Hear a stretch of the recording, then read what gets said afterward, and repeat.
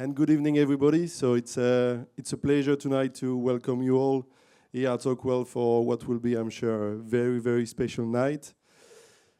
Nowadays, we never really take the time of anything, and in football in particular, we are always in the rush. We always look short term, the next half, the next result, and then the next season.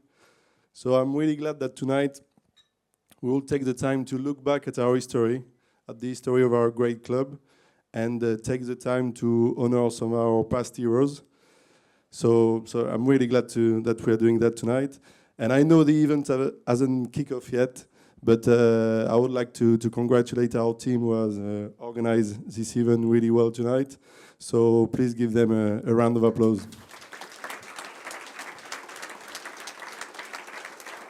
So our first inductee, ladies and gentlemen, is the Reverend Tiverton Preedy.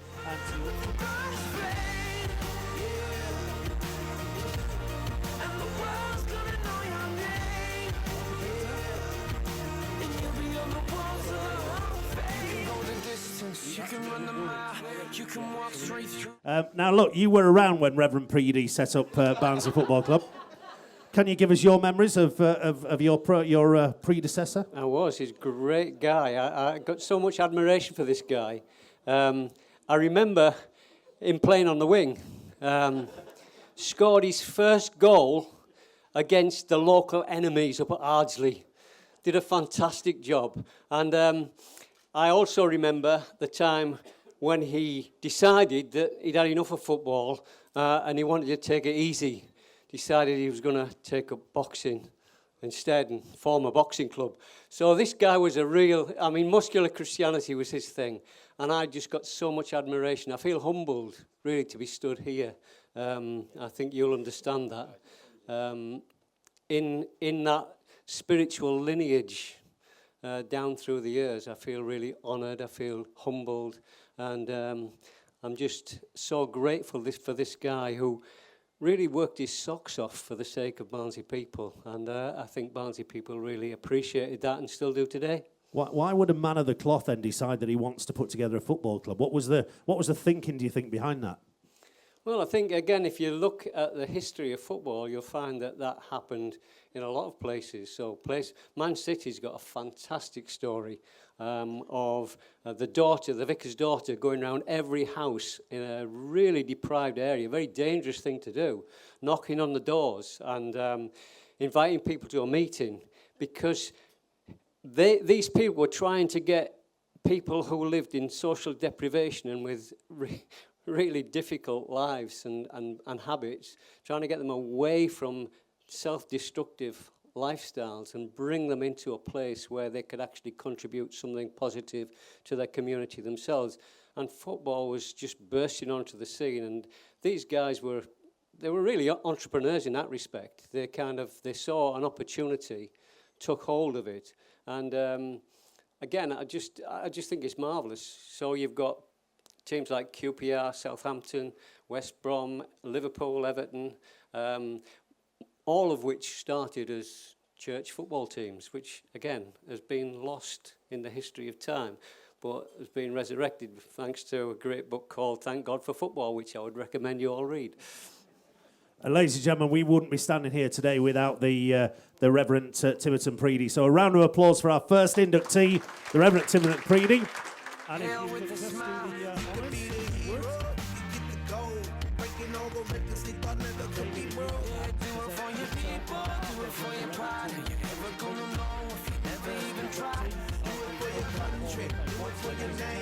Now, my relationship with Bruce, everyone knows in the community, and at the football club, we're really close.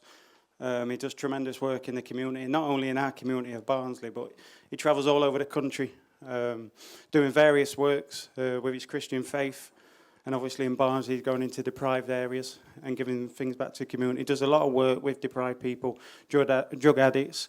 He's now a pastor at a local church. He's a pastor in the prisons. So he does tremendous work. Has it gone? It does, yeah. Try it again. Hello. Yeah. There you go. Yeah, he's got a genuine heart and does everything for the good of people. And I think it's so important, isn't it, for footballers, certainly present-day footballers, to get out there and share in the community because, you have young kids that come to football matches, they see these guys for 90 minutes and that's it, and it's really important, isn't it, for the players to get out there amongst the people. Yeah, I think we have a great responsibility to the local community and nationwide. There's a lot of bad press about footballers. But obviously there's also a tremendous amount of good players out there that give a tremendous lot back to the community, and they do it privately. So, it's important as ambassadors in football that we set that example to the young kids growing up.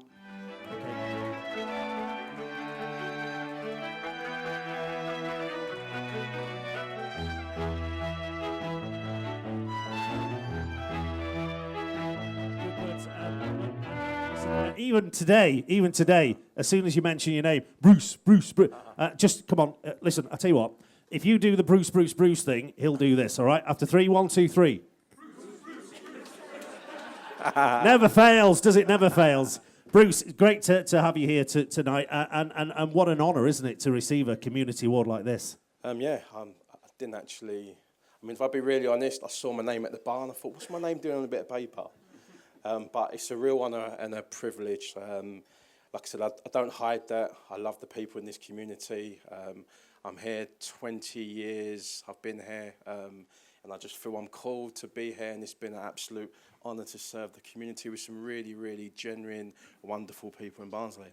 And some great things you're doing as well. Tell us about Love Life. Just share a little bit about what you're doing at the moment. So at the minute, I work in about 14 schools in Barnsley with about 300 kids a week. So I do a bit of coaching, mentoring. I'm a prison chaplain, pastoring, and so I'm kind of spinning lots of plates. A wife, 5 kids, and so life is hectic. But I really, really, like I said, I have a bit of a joke because when I met John, when my dad first spoke to me about coming to Barnsley, I was like, "Where's Barnsley? I'm never going up there." And to think 20 years on, I'm still here. And as I said, one of the things that has really stuck out to me is that, Barnsley people are really genuine, honest, say it as it is. And that means a lot to me. And so, yeah. And just share some of your memories of playing days as well. I think the memory that perhaps is etched in us all is the Birmingham City away, the playoff. Yeah. You remember the playoff semi-final when we beat Birmingham 4-0 and Bruce popped up with a couple of goals? That is a top match. But what about your memories, Bruce? Where do you kind of sort of rewind your mind?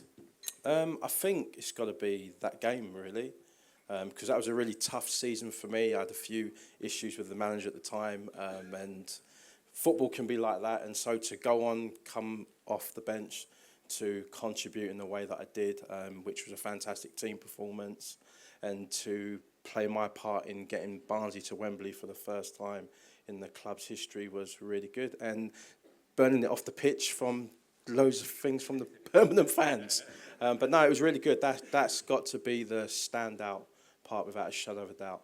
Well, I tell you what, both you and Bobby have brought us some happy memories over the years, and we're delighted that you stayed around in Barnsley. Ladies and gentlemen, the community champion winner, Bruce Dyer. Cheers, thank you. Cheers, Bruce.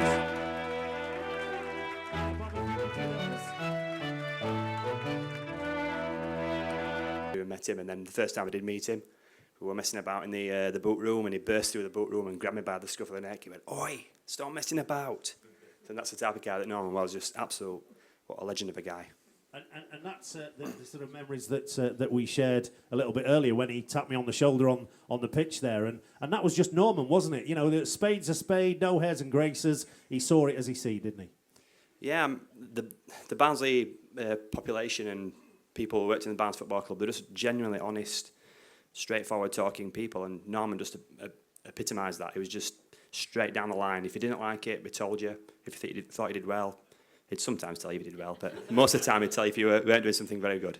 And what about you as well as physio? Because Norman did that trade, didn't he? I mean, you must have learnt a lot from him. My fondest memories of Norman were spending 10, 15 minutes in the morning when I first got in, get a cup of tea, go and speak to Norman. And Norman loved speaking to me about his time as a physio. He'd tell me about this injury and that injury, this player had this and what he did, and every player had to go in a plaster of Paris. Every player, all my players had to go in a plaster. I'm like, no, Norman, that's not what you do. But he was adamant that's what happened. But yeah, he loved talking about injuries and that sort of thing. and spent loads of time in the laundry with him, especially talking about his family. He loved talking about his family. He really did.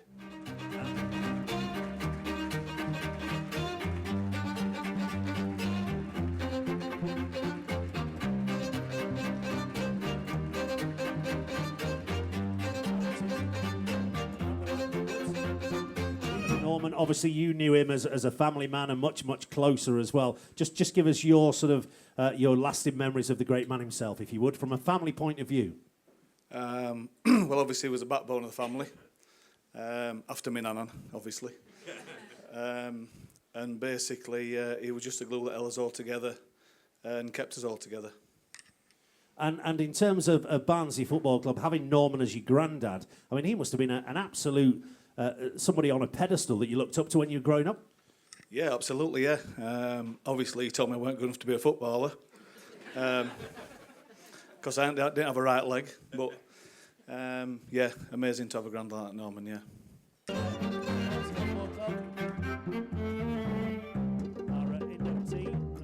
Were granted an opportunity to induct one person into the Hall of Fame, and their choice really couldn't have been more sort of popular. So just tell us about this third inductee and what he means to this club. Yeah, we kind of allowed ourselves one inductee that we wanted to put straight in.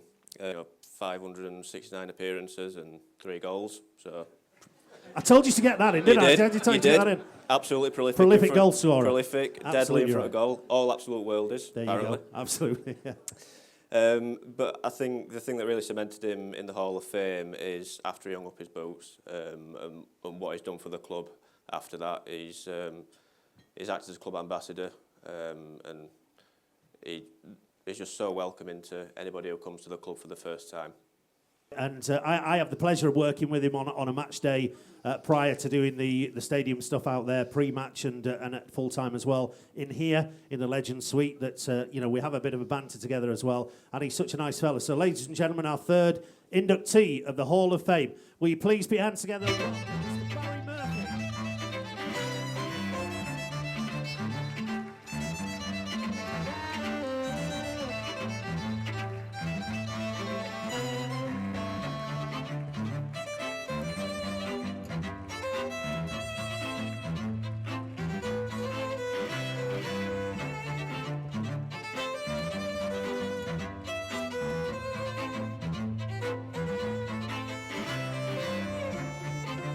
Still have to mention, after 600 appearances, 3 bloody goals. We weren't there to score goals. We were there to defend. You us, big fella. Me, Winnie. Hey? We defended. Huh? We were there to defend, but you always get that in. And Jason, you're as bad as everybody else. It's not my fault, Barry. I'm telling you. How good is this? This is fantastic for Barnsley Football Club. And to get what we've got, coming from a mining village in Consett, or a place called, don't laugh when I tell you, Oakwell Consett. Oakwell. They all had what, like a village team or a band, because it was a mining community. I was brought up, my father worked in the mines all his life. Then the steelworks. And then, of course, all you want to be is a professional footballer. I know. Where did it go wrong? Where did it go wrong?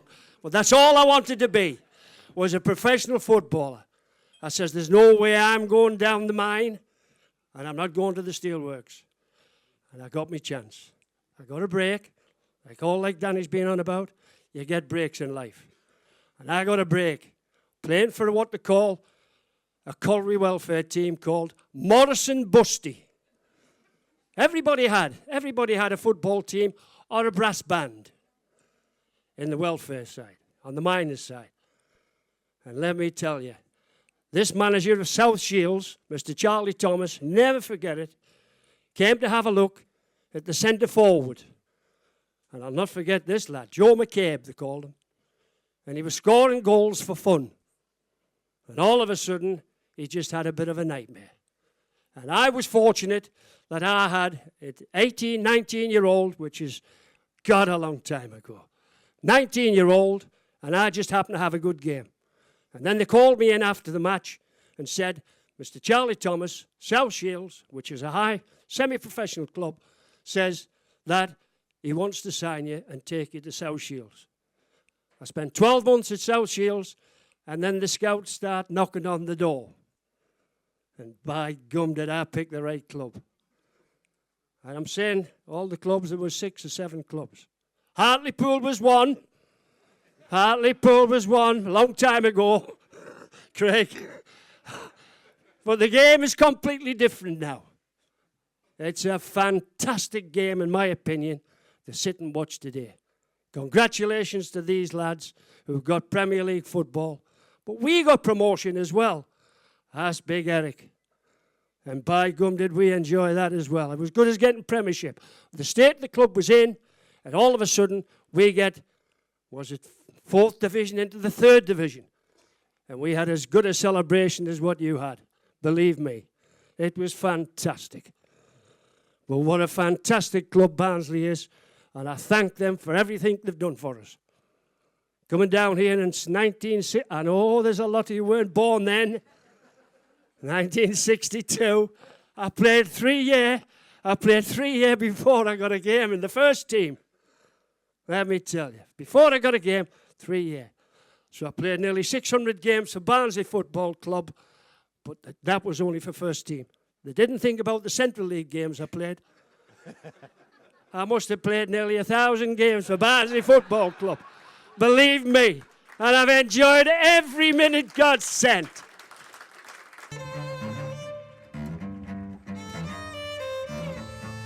So to present our third inductee into the Oakwell Hall of Fame, 600 appearances, 3 fantastic goals. Ladies and gentlemen, please. That came in the stands every week. He knew what they wanted, he knew what they expected. He knew everything about the fabric of this community. And just like Rimo, you know, and I know that, you know, Norman, God bless him, I mean, there's nobody missing more than Eric. But I think within that respect, to come here and to understand all that, I needed that.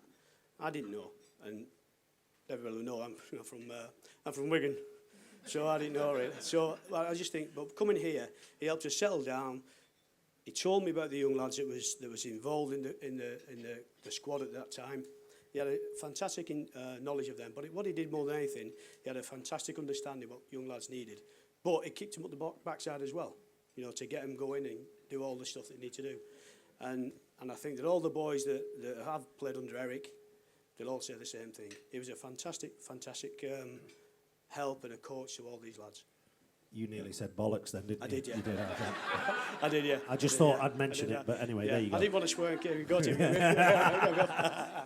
So, ladies and gentlemen, let's celebrate the next award, the local hero award, ladies and gentlemen. Please put your hands together and welcome on stage Eric Winstanley.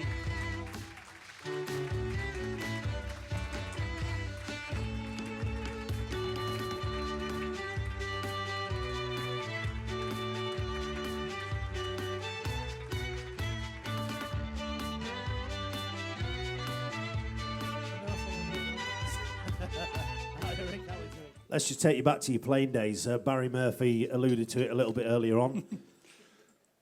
I don't know why you're laughing, but you know, just I mentioned Barry Murphy, everybody laughs, you know. Hey. But there you go. Great times. Absolutely, and these are the kind of memories that'll live forever, I guess. Well, as a player, there's only playing that you really enjoy, and all these guys that's played the game, that are sat here watching this, they've enjoyed the football. Coaching, management, and I'm sure Danny would agree with that, is secondary and thirdly to being a player. The best time of my life was playing. And with that guy that was up here, who came from up north somewhere, he was a great guy that came down, had the personality to move into this community, do a great job, stay with the club. Even though he had this period, he went a bit wonky. He went to Leeds for a spell. But not the first and not the last, by the way, but there you go. But he came back and he's still doing it for the club now by standing where we stood. And I've been here on a match day and watched him, and I thought, well, he never changes. And I can remember the days, he probably won't like me saying this, but we used to go out on a night out. Johnny Steele would say, watch yourselves up to Saturday, and the last day you can go out and have a pint. We used to go all over the place. And he won't like me to tell you this now. He was the best singer from the northeast. You're all right telling me that, Eric? He used to get out singing. I Know a Millionaire, Merv. Was that it? I Know a Millionaire. I've had that many pints, 3 pints in a pub because he's been up singing. Honestly. And do you know, great guy. My sort of early memories of Eric, because I never saw you play because I'm too young, obviously. Steady. Yeah. But my memories of Eric was I was born and bred in Monkbretton, and Eric on Fishdam Lane in Monkbretton near Redfern's used to have a sweet shop, didn't he? He used to have a shop down there. Yeah. And I used to go in there and I used to sort of say, can I have a 10-penny mix, please? And you know what he used to say? How much is that then, sunshine? Well, it's chuffing 10 pence, isn't it? And they're my sort of early memories of Eric. But the sweet shop is long gone now, isn't it? It's gone. Yeah. Probably earned more from that than I did from football. But no, it was my enjoyment in football is local lad. I can remember half a mile down the road being brought up at Cundy Cross. And my brother-in-law, my eldest sister's husband, used to bring me, and I was only this high. I used to, on the Brody stand, before this was built, I used to watch, and there was Arthur Kay, Johnny McCann, Lol Chappell. A lot of these in here, I don't think will know what I'm talking about. But they were great players that enthused into me that I wanted to be a footballer. Did you ever think at that stage that you'd pull on the famous red shirt? Was it a dream? I didn't. I never thought I would do. But, Tommy Taylor, he was another one. Been some great players. And then, after I'd played, there was a period when this club, I can remember the days when, not a lot of money. John Dennis's dad, God bless him, would have been chairman of this football club and had to sell a player for 10 grand at the end of the year, end of the season, just to balance the books. Then all of a sudden the lottery came in, and you got players like why I admired watching Ronnie Levin. And that era, this fella here sat here was one of the best players I saw play for Barnsley, Banksy. I was then on the staff and involved when he went to Leicester, speaking to them and organising the deal. And if he'd have gone to somewhere like Liverpool, he would have been one of the top players. He was still a top player at Leicester. But you could always get players like that through Barnsley Football Club and from this area. So there was a lot of them that had to come as well. And the legacy continues, doesn't it, with the likes of John Stones and Mason Holgate and people like that. But, Eddie Moses. Ginger. Great lad. Come from a pal of mine in Doncaster who recommended him. He came over. We had a look at him, took him on.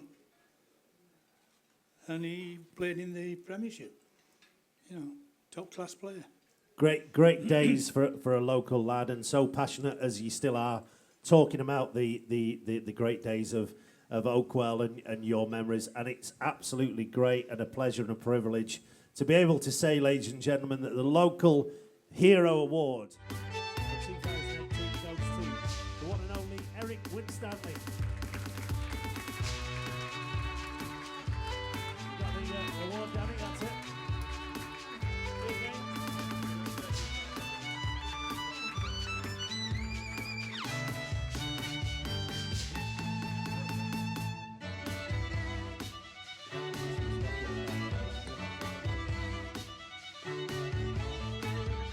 we're going to, and I don't think he knows this, but we're going to bring his son, Connor, onto the stage. But ladies and gentlemen, please be, perhaps for the first time tonight, upstanding for the one and only Ronnie Glavin.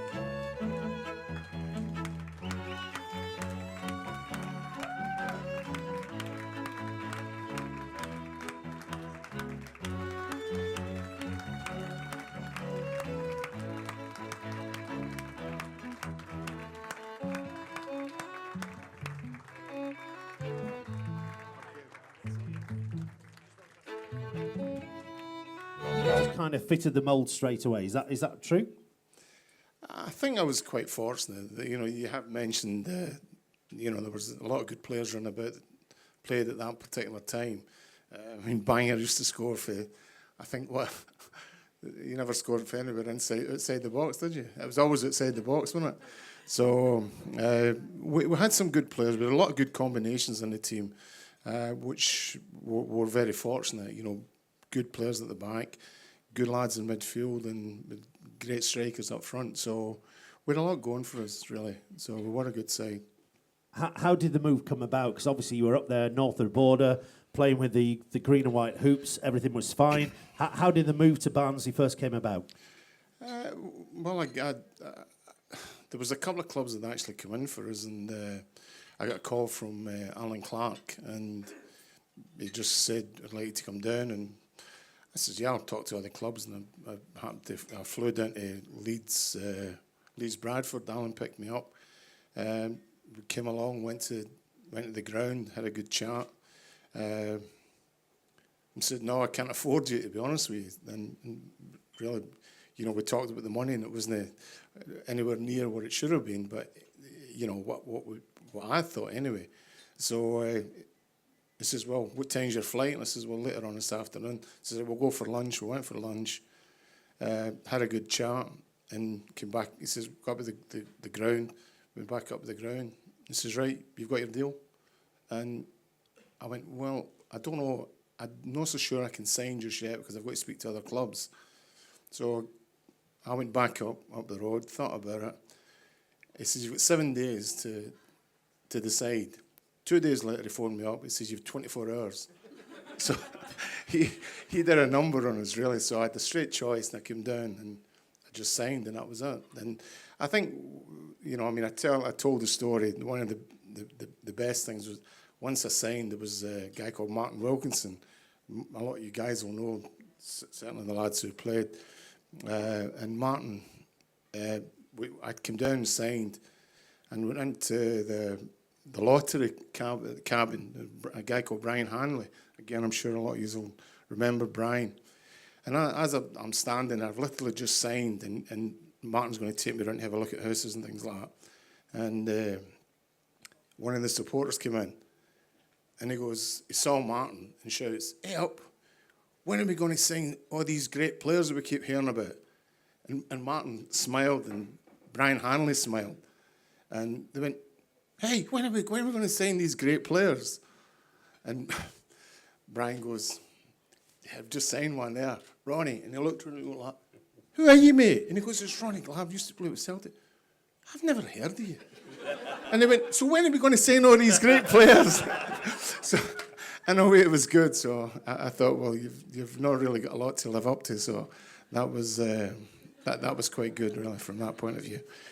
So do you miss it? Do you we talk to a lot of ex-players here in the Legends Suite on a match day who we invite to come and talk to the sponsors and so on and so forth. And a lot of guys sort of say, look, when it's in the blood, it's in the blood.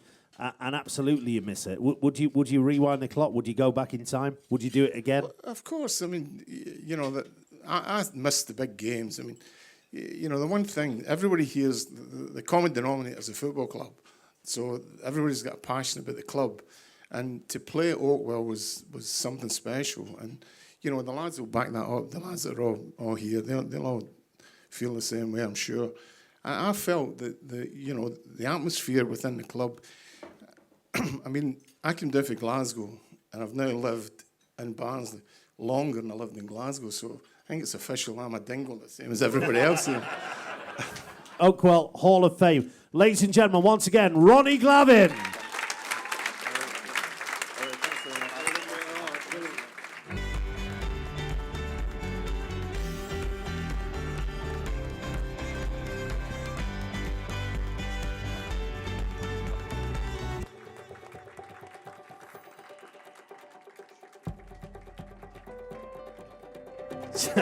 You didn't know anything about this, Laurie, did you? To present this award to the fifth inductee of the Oakwell Hall of Fame, the captain, fantastic, and still to this day we all still call him skipper.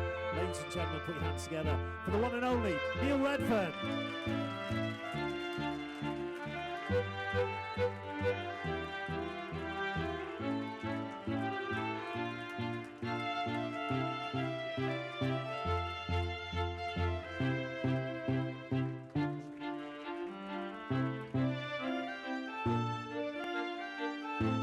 You know, looking at one another and much to say, you know, trying to manage the game and see it out, and you could see people sort of starting to climb over the fences and getting themselves ready for the final whistle. But no, it was just a fantastic achievement for everybody at the club and obviously for the town. That was the big thing, because, you know, for the full season and, you know, and the season's building up to that promotion season. I think we captured the imagination of the town, and you know, we felt that everybody were together and behind us.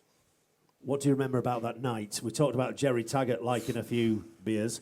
Do you remember anything about that night? Not much. Where did you go? Danny said he was in Manchester. Where were you? Do you remember it? We were out in Barnsley. Yeah. Japanese whispers. Yeah, on the sticky carpet. yeah. It was... She was a lovely girl, though, wasn't she? Sticky carpet. She was very nice. Yeah, it was definitely a good night.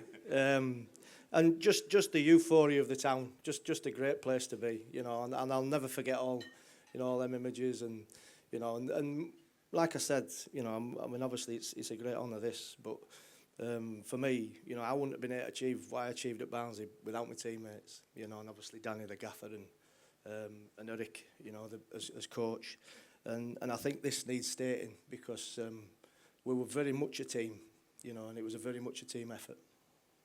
And it certainly was. And again, as we said along, as the night's gone on and on to this evening, that, you know, you and the teammates and Danny and Eric and everybody else has given us so many memories that we're all going to take to the grave, and we can't thank you enough. Ladies and gentlemen, Captain Fantastic, Neil Redfern. Cheers, Neil. Thank you, mate. And please, also John Dennis as well. If you can present Neil with the mementos.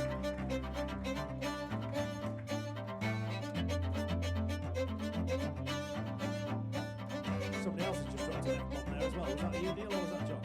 That was John. No, you got it. You got a note there as well. Hang on. Is there something else as well? There is, of course there is, yeah. There you go, Neil Redfern. Get out of your way, fellas.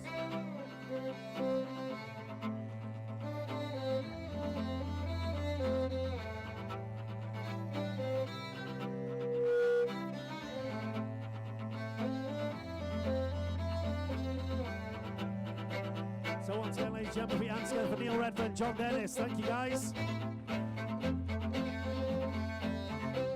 Just wanted to get ball and score goals. But as a local lad as well, putting that red shirt on must have been something extraordinary for you. Fantastic time, and I think Eric said the best days are your playing days, and I'm sure if you ask any player, the best days are your playing days. And a little bit like Ronnie, you dabbled with Emily as well, didn't you? In terms of trying. I mean, look, you know, we talk about non-league football, and apparently this weekend, by the way, is a non-league football weekend, which I think is a bit rude. But just the fact there's no Premier League or Championship doesn't mean to say that anything else doesn't matter, according to Sky Sports, by the way. But you know, non-league football, this is grassroots stuff, and this is where I guess we're probably missing now in terms of players coming through the ranks. Am I right in thinking that?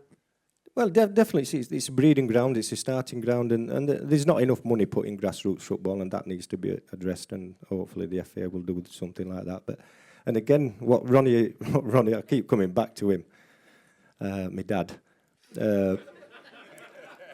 But what he achieves as a player here is probably nothing what he achieved like he did at Emily. And again, we had a good Barnsley. We had Andy Rhodes, myself, Daniel Graham. We had a strong Barnsley thing going on in that, and I don't think it'll ever happen again, Ronnie. A village team getting to third round at FA Cup, West Ham, getting 8 minutes away, 1-1 to bring them back. That was some achievement, that, for a Northern Premier League side. It'll never happen again. So we're just a village side. And again, Ronnie put put a side together, and he paid me peanuts, by the way. How much? Do you mind? No, I'm not going to ask you that. But there you go. Just if you want to just pass it over to Higgy there as well. We talked a little bit about the Wembley final of 2000, which, I mean, that must have brought some great memories for you. No, we got beat, and that was. It's not a. I've never looked at the game. Obviously, I blame Darren Barnard for missing the penalties for half time. I blame AD for not playing in the game. I blame Bruce Dyer for being there. I've got loads of questions about tonight. Carry on. You listen. Carry on. Right. I want to know. Yeah. Okay. I'll answer as much as I can. Go on. I want to know who Emily is that these two dabbled with. I want to know. I don't know who Emily is. I want to know. Emily. I want to know who John Dennis supported until he was 8. I want to know if Barry is fit and he wants to come and play for Hartlepool, then he can do. There was another question. Oh, yeah, I want to know why Danny didn't pick me when I played for Hartlepool. But that's all my questions. If John, if you want to see me after, let me know. And I really haven't got the passion to ask you anything else. Craig Hickman, ladies and gentlemen. There you go.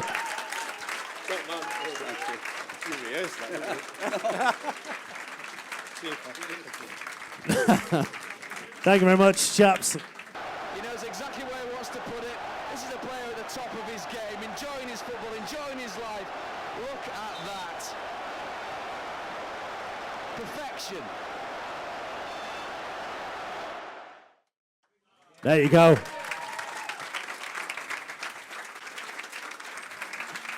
Now, I have to tell you, you probably don't see this on a match day, but in the last couple of seasons, every time we vote for a Man of the Match award, the Man of the Match comes up into the Legend Suite at the end of the game, and we do a bit of an interview, and you've got me in some chuffing trouble over the years, Adam, haven't you? Do you remember the David Hurst incident? Can you remember that?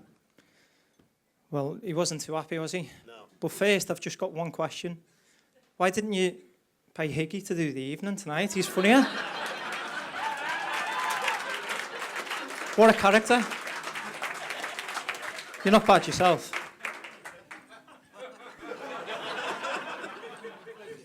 Anyway, the winner of the magic moment, ladies and gentlemen, Clint Marcel. No, we've had some great times here, Adam, haven't we? And listen, these days out at Wembley, for us as Barnsley fans, again, are etched in our memory. But for you, flipping heck, I mean, these are great goals that you scored on the biggest stage in the world, really. Yeah, they were wonderful occasions. Firstly, the one against Oxford was probably my most favourite. That's the one I treasure the most because obviously it was the first time playing there, and you know the comeback that we had in that game. I remember going in at half time and Hecky having a few home truths with the players, telling us what we needed to do second half, and you know, we went out and done that. For second time round, we had already been there once before, so we knew what to expect, and we went out like a house on fire. And fortunately enough for me and the team, I ended up scoring on both occasions, and we won both times. And again, we talked about having great players around you as well, and you know, the team there. We talked on the likes of Davo, Adam Davis, who's still with us today, Sam Winnell, Conor Hurahan, Josh Brownhill. You know, these were really, really top-class players that, you know, and I guess from your point of view, you know, without these sort of players, it's very difficult to kind of do what you guys did. Yeah, listen, it was a fantastic team. I remember coming in November that season. We were bottom of the league, and after 1 or 2 training sessions, I couldn't believe the predicament the lads were in. It was such a good group. They were together, but there was some talented players in there, and you know, it just needed that gel, a little bit of experience to knit it together. And I remember the JPT run. We ended up getting a victory on my first game back, and that coincided with the league form, went hand in hand, and we ended up going on an amazing run, which will obviously be in the history books for years to come. And you, for that side, were always classed as a grandfather, weren't you? You know, in terms of your age, because a lot of these guys were young players, and they kind of looked up to you, really, in terms of not just height, but in terms of age, didn't they? Yeah, I was only 28 then. I'm 30 recently, so apparently that's old nowadays, isn't it? It is for a footballer, isn't it? Yeah. It is, yeah. But do you know what? It's I think it's valuable to have that experience, but we never just had that in myself. We had the likes of Conor Hourihan, who wouldn't shut up, if I'm honest, on the pitch, barking orders non-stop. You had the finishing of Sam Winnell. I think you had Marley Watkins, who was the unsung hero of that team. Josh Gowan, the bulldog in the centre midfield. There was just countless good players. You see the likes of Alfie Mawson, who's now playing Premier League. He's been involved in the England setup. Something about the centre halves with Barnsley, I think. Obviously, you know, there's Robbo. The team was magnificent to a man, but they weren't just magnificent players. They were great people to be around, and you know, I couldn't think of better teammates to share them memories with. We've talked a lot about the spirit of Barnsley Football Club and what it means to players, but I guess in a lot of respect that Barnsley Football Club came at the right time for you in your career. Yeah, I've had more clubs than Tiger Woods in his bag, haven't I? I think it was a perfect fit. You know, I remember the last time being here. You know, I've got a lot of respect for Patrick. He done a lot for me coming back to the club. You know, other people had turned the hand to me. I didn't want to know. But, you know, that man took me back under his wing. You know, I'd like to thank him. You know, it meant an awful lot. And to repay him in the debt we did, I'll be eternally grateful. Thank you.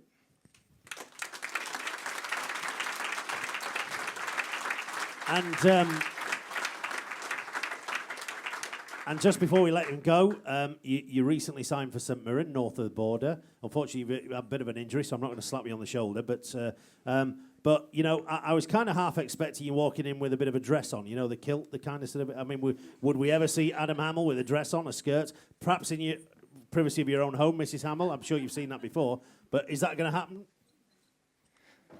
If she gets lucky.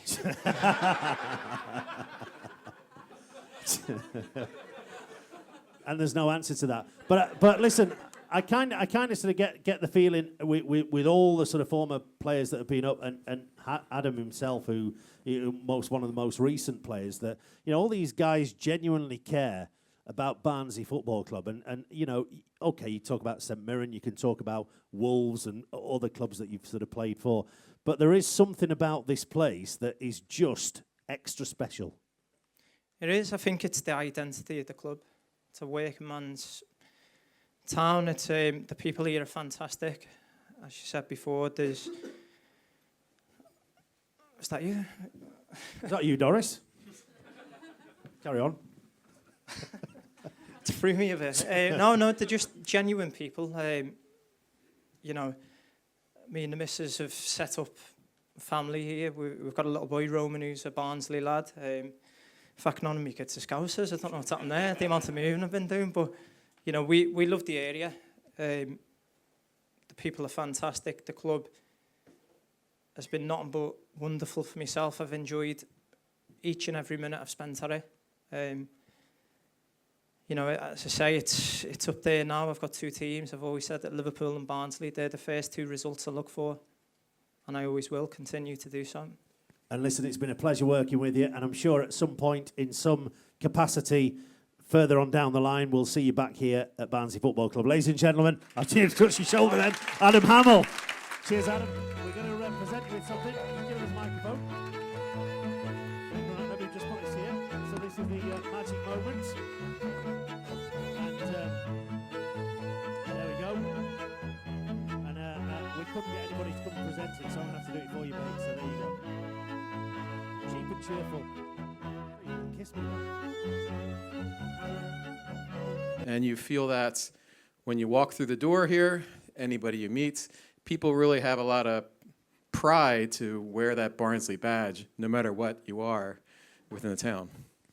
Do you know when yourself and Chian Lee and the rest of the consortium there were perhaps in talks with Barnsley Football Club, did you ever kind of sense the real feel and passion of what we got here? Was that sort of evident in your talks with Patrick and people like that?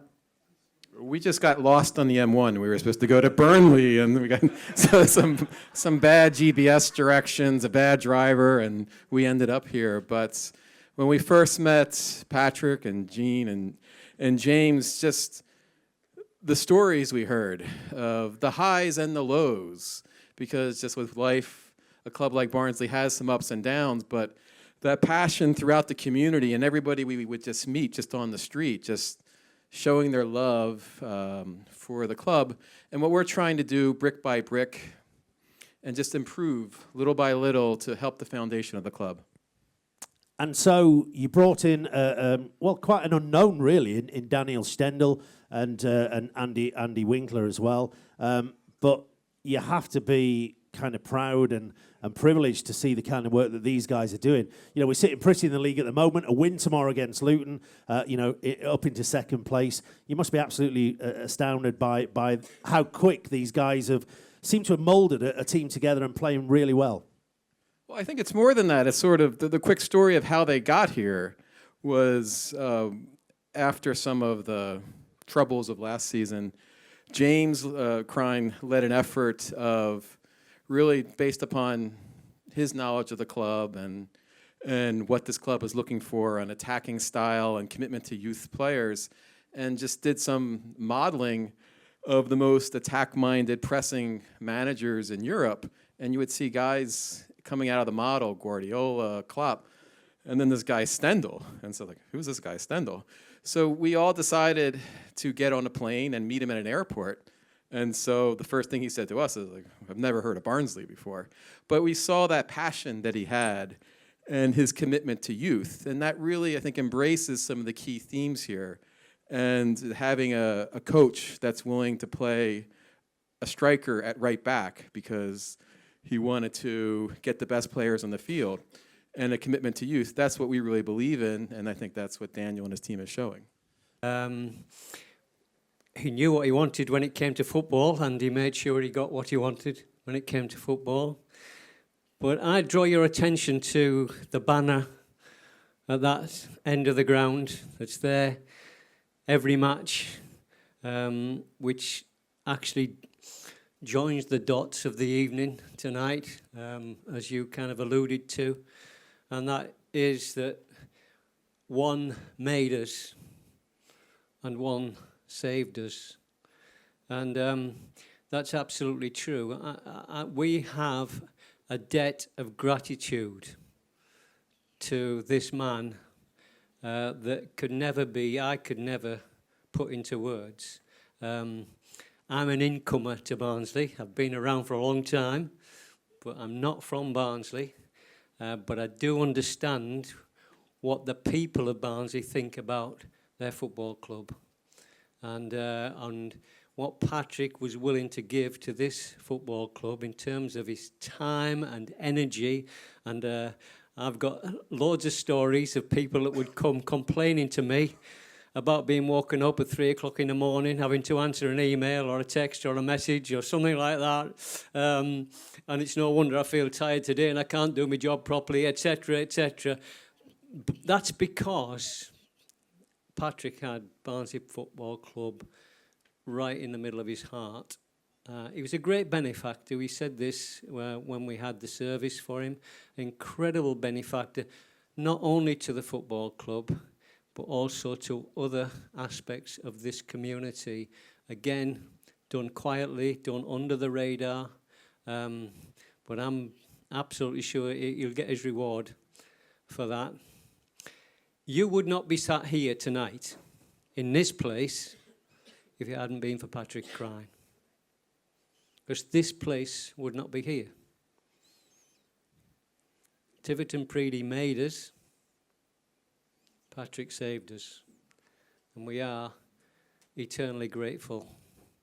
I'm glad to be here tonight. I've had an absolutely brilliant night. I'm sure you have. Jason, you've done a great job. It's been a wonderful evening, but we would not have had it, and we could not have had it without Patrick Crine and his generosity and commitment to this club. So I'm absolutely delighted to be in this position to join the history of the football club from Tiverton to Patrick.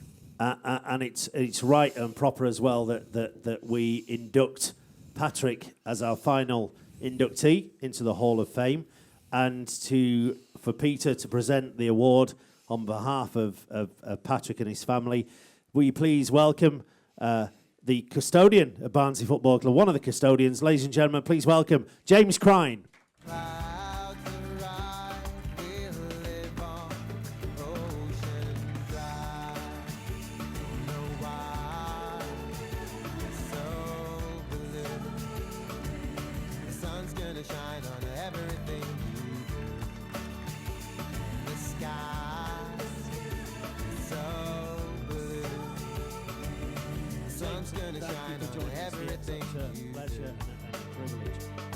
We talked a lot tonight about people who have served Barnsley Football Club in a kind of a business-like sort of role. But tell us about Patrick as a family man, because that really matters to us here. Yeah, I mean, I think the two things that were important to my dad in his life were his family and the football club, and those were the two things that he was the most loyal to. And those are the things that, if you got on the wrong side of him about those issues, that was when you found out how tough he could be and ended up with a 3 a.m. email. but quite a wicked sense of humour as well, may I say? Yeah, he did. I mean, sometimes you didn't know if he was joking or not, did you? But I think that was part of what made him who he was. We talked about memories, and tonight it's all about memories and looking back. And I remember a couple of seasons ago when we won promotion from League One back to the Championship, and right here in this room on this stage, I hosted a Q&A session with Patrick and the then Chief Exec and Hecky as well. And one of the things I said to Patrick was, going back into the Championship, surely now I kind of should be on the same money as Championship stadium announcers. And Patrick turned around and said, well, when we appoint one, we'll let you know. And that was Patrick. That was the kind of sort of sense of humour that came out in abundance, didn't it? Yeah, it did. I mean, I think that was what endeared him to people here. But I know he was. Pete said he's shy. He was humble, and I think if he was here today, if you managed to get him to come up and actually accept this, I think he'd be telling you all the other people that should have been inducted before he was. Many people probably only David Wood actually had heard of. But it's great now that you're able to carry his legacy on, and that's what it's all about tonight. Yeah, I think so. I think he paved the way because he believed what we were doing was right, and he was brave enough to, if he believed it was right, we were going to do it. And thankfully we've got the new owners here as well, and they believe in what we're doing as well. So. And it's fantastic that you'll be able to come up onto the stage, James, and take this award on behalf of not just everybody here in the room, but the whole of Barnsley, and we're so grateful for what Patrick did, not just for our club, but for our town as well. So, ladies and gentlemen, for and on behalf of Patrick, please be hands together. A round of applause for James Crine. He took your love for granted, and he left you high and dry. But you know, someday, well, you wonder what you see. Let's once again, James Crine and Peter Amos. Give a nice round of applause. Thank you, guys. I hope you've enjoyed yourselves. Thanks to everybody that's taken part, obviously all the inductees. A couple of people I just want to thank, if I may, first of all, and I genuinely say this from the bottom of my heart as well, that here at Barnsley Football Club, we have one of the best media teams in the whole EFL, Premier League or whatever, and a nice big round of applause for Andy and all the guys that have put the time and trouble to put this together. Cheers, mate.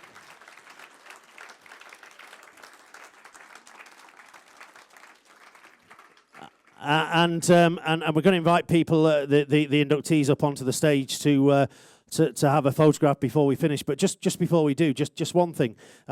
Before I came out tonight, my kids sort of said, "Where you got? Are you going to a funeral or something? Where are you? Are you suited and booted?" And I went, "No." I said, "I'm off to the Hall of Fame awards at Barnsley Football Club." And they went, "Well, what's that?" And I said, "Well, it's we're going to honour people who have in the past have played a huge part, an integral role of the football club itself." And they went, "Oh, okay, Daddy. So are you going to make people laugh?" I said, "Well, I'll try. I mean, obviously I failed at that, but I will try." And they said, "All right, Daddy, but right at the end of the night, Daddy, would the people kind of sort of stand up and give you a nice big round of applause?" And so it's not for me, ladies and gentlemen, it's for the kids. So thank you ever so much indeed. Take care. I'll see you soon. Thank you.